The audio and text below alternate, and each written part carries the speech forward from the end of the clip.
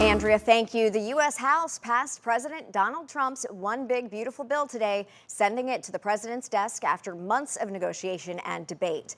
Fox 43's James Corrigan has immediate local reaction, including directly from a local member of Congress, and he's joining us live to break it all down. James. Well, Amy, today ends a long process which featured holdouts and tense negotiations from within the Republican Party, but in the end, they passed President Trump's signature economic package. Democrats we spoke to today are pointing to the cuts the bill brings to Medicaid and shifts in funding for SNAP, while Republicans, including one member of Congress, just after voting for the bill, said the tax relief in the bill makes it worthwhile.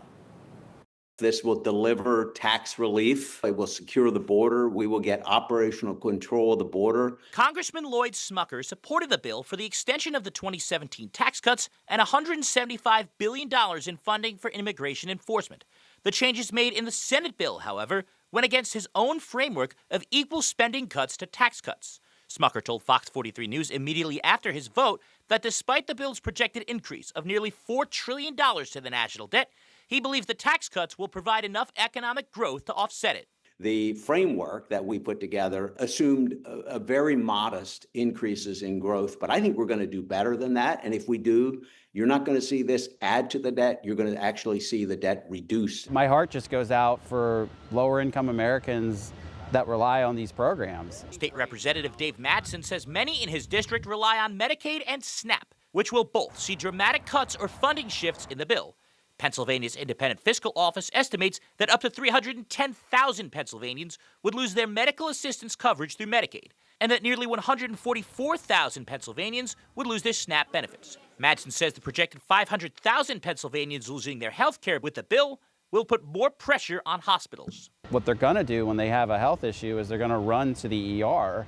This is going to overburden and overwhelm the system, potentially causing more closures because these folks won't have health insurance in any way of paying their bills. The bill comes after months of debate and holdouts up to the final day.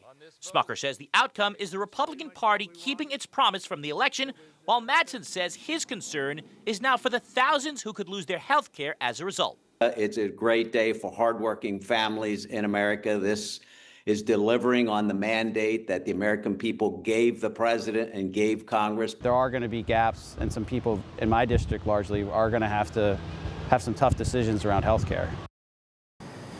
And President Trump is expected to sign the bill tomorrow. Congressman Smucker also confirmed for us that he received assurances from President Trump and Speaker Mike Johnson that they would attempt to reduce the deficit in future legislation. The question now becomes, how much can the state government cover all the gaps in federal cuts, and whether the increase to the debt will be offset, like the congressman said, or whether it will add to the $36 trillion in current national debt.